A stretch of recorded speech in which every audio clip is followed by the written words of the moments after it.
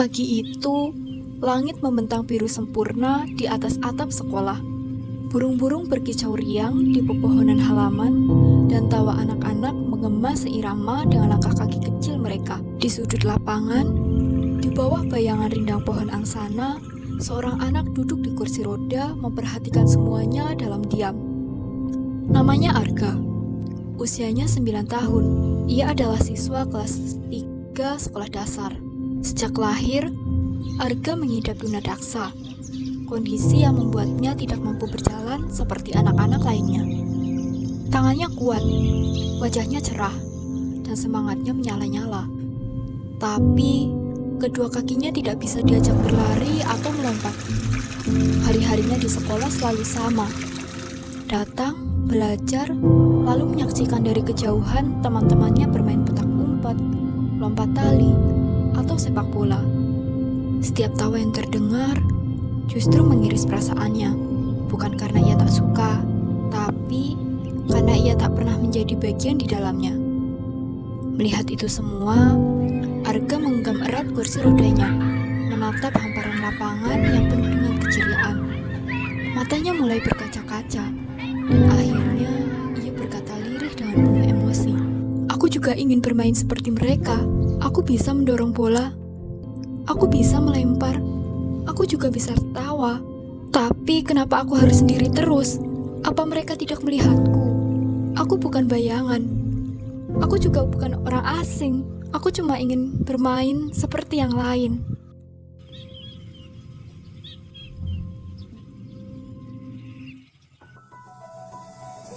Animasi tersebut menggambarkan bagaimana pentingnya sikap empati terhadap anak berkebutuhan khusus. Pada video kali ini, kita akan bahas bagaimana mengembangkan sikap empati terhadap teman berkebutuhan khusus bersama saya, Sulfana Diva, dengan NIM K54238084, Program Studi Pendidikan Geografi, Fakultas Keguruan dan Ilmu Pendidikan. Empati adalah jembatan yang menjembatani antar hati manusia. Empati bukan hanya sekedar rasa kasihan, tetapi empati adalah bagaimana cara kita untuk memahami dan merasakan apa yang dirasakan oleh orang lain. Namun masih banyak sekali orang yang belum terbiasa untuk menempatkan dirinya pada anak berkebutuhan khusus, yang mungkin memiliki cara berbicara yang berbeda, atau memiliki cara belajar yang tidak sama dengan kita, atau bahkan memiliki kondisi fisik yang tidak biasa. Rasa empati yang tidak tumbuh menyebabkan anggapan bahwa suatu perbedaan adalah kelemahan, yang artinya perbedaan itu bukan menjadi bagian dari keragaman manusia. Belakangan ini banyak sekali kasus bullying yang mencuat ke permukaan, terutama yang menyasar teman-teman berkebutuhan khusus. Mereka sering menjadi korban ejekan, pengucilan, bahkan kekerasan baik secara verbal maupun fisik. Ironisnya, pelaku bullying seringkali adalah teman sebaya yang seharusnya menjadi pelindung, bukan justru sumber tekanan. Hal ini mencerminkan satu masalah mendasar, yaitu kurangnya empati terhadap sesama, khususnya terhadap teman-teman yang memiliki kebutuhan khusus.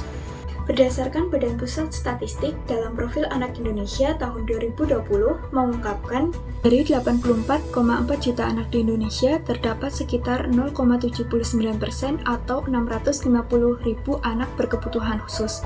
Di seluruh dunia, sekitar 1 dari 5 anak melaporkan pernah mengalami perundungan di lingkungan sekolah.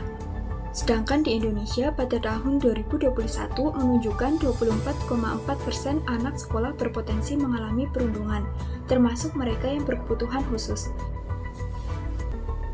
Kementerian Pemberdayaan Perempuan dan Perlindungan Anak Republik Indonesia menyebutkan dari 1.355 anak yang menjadi korban kekerasan, terdapat 110 diantaranya merupakan anak penyandang disabilitas. Banyaknya kasus bunuh diri pada anak disebabkan oleh perundungan mencapai hingga 40%.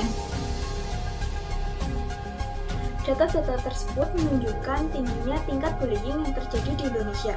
Hal ini disebabkan karena kurangnya rasa empati terhadap anak berkebutuhan khusus. Lalu bagaimana cara mengembangkan sikap empati terhadap anak berkebutuhan khusus? Pendidikan inklusi semakin banyak diterapkan di sekolah-sekolah, baik itu sekolah negeri maupun di sekolah swasta. Maka dari itu, baik guru maupun orang tua wajib mengajarkan pada anaknya sikap empati terhadap terhadap anak berkebutuhan khusus untuk menghindari hal-hal yang tidak diinginkan. Beberapa langkah strategis yang dapat dilakukan seorang guru dalam menumbuhkan sikap empati adalah: yang pertama, memberikan contoh langsung atau role modeling. Guru menunjukkan sikap empati secara langsung seperti membantu siswa berkebutuhan khusus, bersikap lembut dan juga sabar. Siswa reguler cenderung meniru perilaku positif yang ditunjukkan oleh guru. Yang kedua adalah komunikasi verbal yang menjelaskan dan mendidik. Guru menjelaskan kepada siswa reguler tentang arti dan kondisi anak berkebutuhan khusus, pentingnya toleransi, serta bagaimana bersikap yang baik terhadap teman mereka. Ini dilakukan secara berulang agar nilai-nilai empati tertanam. Menggunakan komunikasi nonverbal yang hangat. Kontak mata, pelukan, tepukan di pundak, dan senyuman dari guru menciptakan suasana ramah dan membuat siswa merasa aman serta terbuka menerima pesan empati. Yang keempat, reward atau penghargaan. Siswa reguler yang menunjukkan sikap baik kepada teman berkebutuhan khusus diberi penghargaan. Ini menjadi motivasi agar perilaku empatik terus dilakukan. Yang kelima, interaksi sosial secara langsung. Guru mengatur kegiatan di mana siswa reguler dan berkebutuhan khusus duduk bersama, berbagi makanan, atau bermain bersama. Ini menunjukkan kebersamaan dan keterikatan emosional. Keenam, penggunaan bahasa yang mudah dipahami. Guru menyampaikan pesan dengan bahasa yang sederhana dan kadang diselingi bahasa daerah agar mudah diterima oleh anak-anak. Yang ketujuh adalah kegiatan kolaboratif.